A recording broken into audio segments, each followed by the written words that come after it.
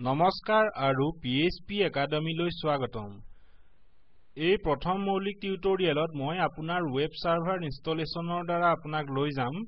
PHP install কৰা যি পেকেজটোৰ লগত আহে আমি ব্যৱহাৰ কৰিম আৰু লগতে MySQL যি এই পেকেজটোৰ লগত আহে আৰু আমি ইয়াকো ব্যৱহাৰ কৰিম। আমি exam ব্যৱহাৰ কৰিবলৈ গৈছো। আপুনি ইয়াক XAMPP বুলিও ক'ব পাৰে যিহেতু ই তেনেদৰে উচ্চাৰিত হয়। যি কি নহওক মই ইয়াক exam হিচাপে কম। আপুনি কৰিবলগীয়াটো হৈছে আপোনাৰ সাৰ্ভাৰ উঠাবলৈ আৰু আপোনাৰ PHP ইনষ্টলেচন আৰু MySQL ডাটাবেছৰ সৈতে চলাবলৈ আপুনি এই ৱেবছাইটটো ইয়াত পৰিদৰ্শন কৰিব লাগিব। apachefriends.org লৈ যাওক বা example বাবে গুগল কৰক। ই ইয়াত এইদৰে উচ্চাৰিত হয় XAM আৰু দুটা P। আৰু মই উইন্ডোজৰ বাবে ইয়াক কেনেকৈ ইনষ্টল কৰা হয় দেখুৱাম। কেনেকৈ সকলোবিলাক পাব পাৰি আৰু উইন্ডোজ ইনষ্টলেচনৰ বাবে চলোৱাটো। আপোনাক যদি অন্য কোনো সহায় লাগে লিনাক্স বা আন যিকোনো অপাৰেটিং সিস্টেমৰ মোক মাত্ৰ জনাব আৰু মই এটা টিউটৰিয়েল নিৰ্মাণ কৰিবলৈ সুখী হ'ম। গতিকে আমি ৱেবছাইটটোলৈ আহিলো আৰু এই ইনষ্টলাৰটো আমি ইয়াত নিৰ্বাচিত কৰিব লাগিব। ই এই পৃষ্ঠাটো খুলিব আৰু অৱশেষত আপুনি এইটোৰ দৰে এটা ডাউনলোড কৰা ফাইল পাব এটা সংস্কৰণ সংখ্যাৰ সৈতে। তাৰ বাবে প্ৰথমে ইনষ্টলাৰটো নিৰ্বাচন কৰক। ইনষ্টল কৰিবলৈ মাত্ৰ দুবাৰ টিপক আৰু ৰান আৰু আপোনাৰ ভাষা নিৰ্বাচন কৰক। আপুনি এই বাৰ্তাটো পাব পাৰে মই উইন্ডোজ ভিষ্টা ব্যৱহাৰ কৰিছো গতিকে ই কয় যে Windows vista account is ডিএক্টিভেটেড on Euro system. আমি কি কাৰণে ব্যৱহাৰ কৰিছো সেইটো দৰকাৰী নহয় গতিকে যদি আপুনি সেইটো পাইছে তেন্তে তাক উপেক্ষা কৰক আৰু আপুনি ইয়াত আপোনাৰ ইনষ্টলেচনৰ সৈতে আগবাঢ়িব পাৰে। বস্তুবোৰ সৰল কৰিবলৈ আপুনি নিজৰ লোকেল ড্ৰাইভটো এটা ফোল্ডাৰৰ সৈতে নিৰ্বাচিত কৰাটো নিশ্চিত কৰক। ইয়াক প্ৰগ্ৰাম ফাইলছত থবলৈ চিন্তা নকৰিব। এই বিকল্পবোৰ প্ৰকৃততে আপোনাৰ ওপৰত নিৰ্ভৰ কৰে। মই ক্ৰিয়েট এ এক্সাম ডেস্কটপ বিকল্পটো নিৰ্বাচন কৰিম কিন্তু মই এইটো নিৰ্বাচন নকৰো।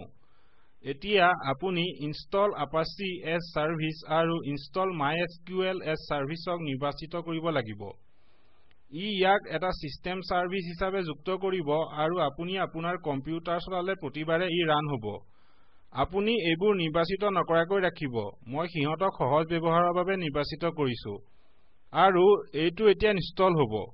এতিয়া মই যি কৰিম সেয়া হৈছে তাত এৰিম। মই কথাচিত্ৰটো ৰখাম আৰু যেতিয়া সকলো ইনষ্টল হৈ যাব ঘূৰি আহিম। তাৰ পাছত মই আপোনাক PHP ইনষ্টলেচনৰ বাকি থকা সংস্থাপনৰ দ্বাৰা লৈ যাম।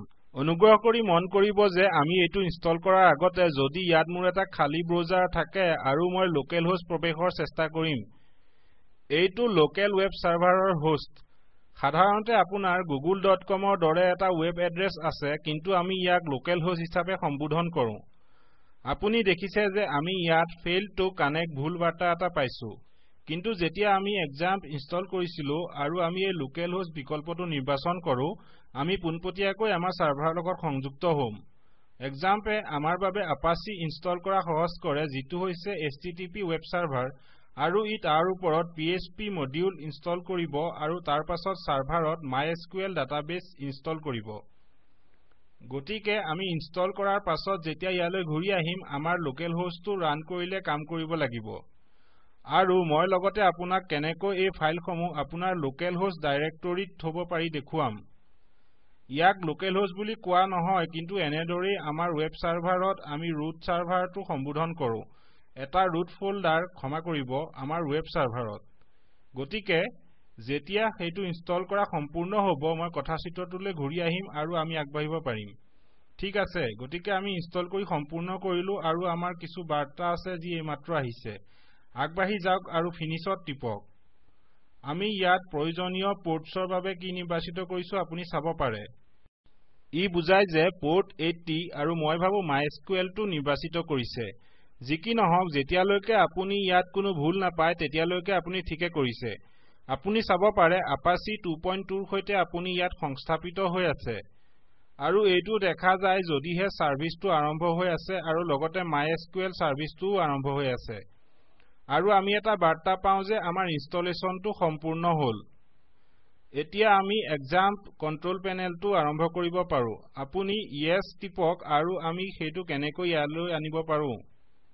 আপুনি দেখিছে যে আমাৰ Apache সাৰ্ভাৰ আৰু MySQL সাৰ্ভাৰ চলিছে আপুনি ইয়াত PHP নেদেখাৰ কাৰণটো হৈছে PHP টো আমাৰ ৱেব সাৰ্ভাৰৰ অংশ আৰু সেইদৰে Apache-ৰো অংশ এটো এটা পৃথক মডিউল হিচাপে ইনষ্টল হয় আৰু এটা সাৰ্ভিস হিচাপে ৰান নহয় এটো আমাৰ ৱেব সাৰ্ভাৰলৈ এটা মডিউল সংকলনতকৈ অধিক গতিকে আহক আমাৰ পৃষ্ঠাটো ইয়াত লোড কৰো আৰু আপুনি দেখিছে যে লোকেল হোষ্টত পুনৰ এন্টাৰ টিপি আপুনি আশা কৰাৰ দৰে আমি এক্সাম্পললৈ সংযোজিত হলো আমি সাধাৰণতে কৰাৰ দৰে আমাৰ ৱেব সাৰ্ভাৰত এটা নিৰ্দিষ্ট ডাইৰেক্টৰীৰ ভিতৰত চাব পাৰো এতিয়া আগবাঢ়ি যাওক আৰু ইংলিছত টিপক আৰু আপুনি চাব পাৰে যে ইয়াত আপোনাৰ এক্সাম সেটআপ আছে ঠিক আছে এতিয়া মই মোৰ C ড্ৰাইভটো ইয়াত খুলিম আৰু আপুনি ইয়াৰ ভিতৰত ইয়াক চাব পাৰে আৰু মই এক্সাম্পলত টিপিম যিটো হৈছে আমি ইনষ্টল কৰা ইনষ্টলেচন ডাইৰেক্টৰীটো আমি ইয়াত কিছু ফাইলছ পাইছো কিন্তু প্ৰধানকৈ মনোনিৱেশ কৰিবলগীয়াটো হৈছে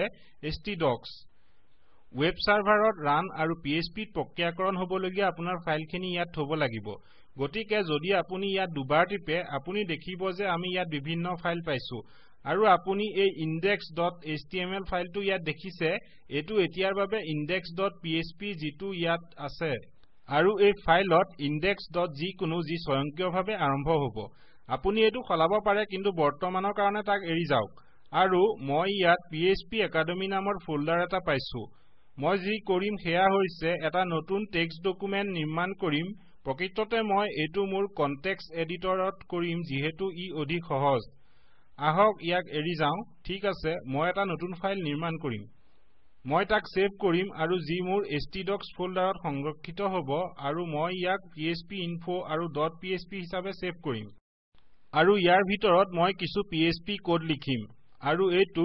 php_info হ'ব আৰু আপোনাক দুটা বন্ধনী লাগিব তাৰ পাছত আপোনাক শাৰী অন্তকাৰক এটা লাগিব ই কি বুজায় যদি আপুনি নুবুজে আপুনি ইয়াক শিকাৰ প্ৰয়োজন নাই এটো এটা বিশেষ বস্তু নহয় যাক আপুনি দৈনিক ব্যৱহাৰৰ বাবে জানিব লাগিব ই মাত্ৰ আমাৰ PHP সাৰ্ভাৰৰ ৱেব সাৰ্ভাৰত PHP ইনষ্টলেচনৰ বিষয়ে আমাক কিছু তথ্য দিয়ে গতিকে আমি ইয়ালৈ ঘূৰি আহিব পাৰো আৰু ইয়াত আমি মাত্ৰ ইয়াক সম্বোধন কৰিম গতিকে আপোনাক লোকেল হোষ্ট লাগিব আৰু আপুনি htdocs বা তেনেধৰণৰ একো লিখাৰ প্ৰয়োজন নাই আমি মাত্ৰ লোকেল হোষ্ট লিখিব লাগিব আহক চাও আমাৰ phpinfo.php ফাইলক কিদৰে মাতো এন্টাৰ টিপক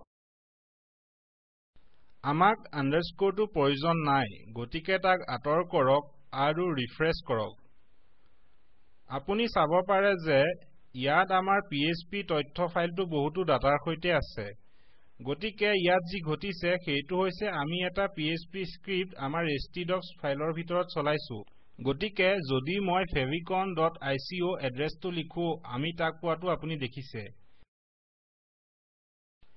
htdocsৰ ভিতৰত ৰখা যিকোনো ফাইল আপোনাৰ ৱেব সাৰ্ভাৰে PHP দ্বাৰা প্ৰক্ৰিয়াকৰণ কৰে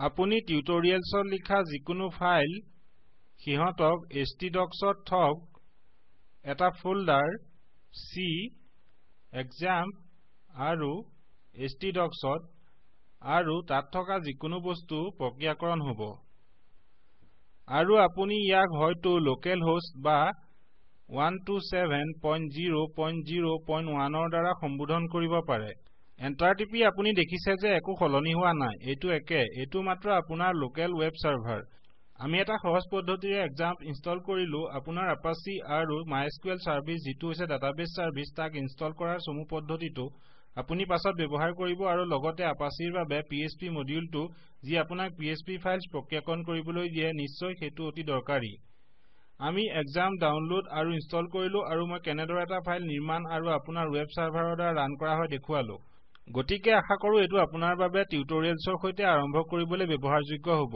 যদি আপোনাৰ কিবা সমস্যা থাকে নিসংকোচে মোক যোগাযোগ কৰিব অনুগ্ৰহ কৰি সাবস্ক্ৰাইব কৰক আৰু মই আপোনালোকক আহিবলগীয়া টিউটৰিয়েলছত লগ পাম দৰ্শন কৰাৰ বাবে ধন্যবাদ মই মৌচুম হাজৰিকাই স্পোকেন টিউটৰিয়েল প্ৰকল্পৰ বাবে অনুবাদ কৰিছো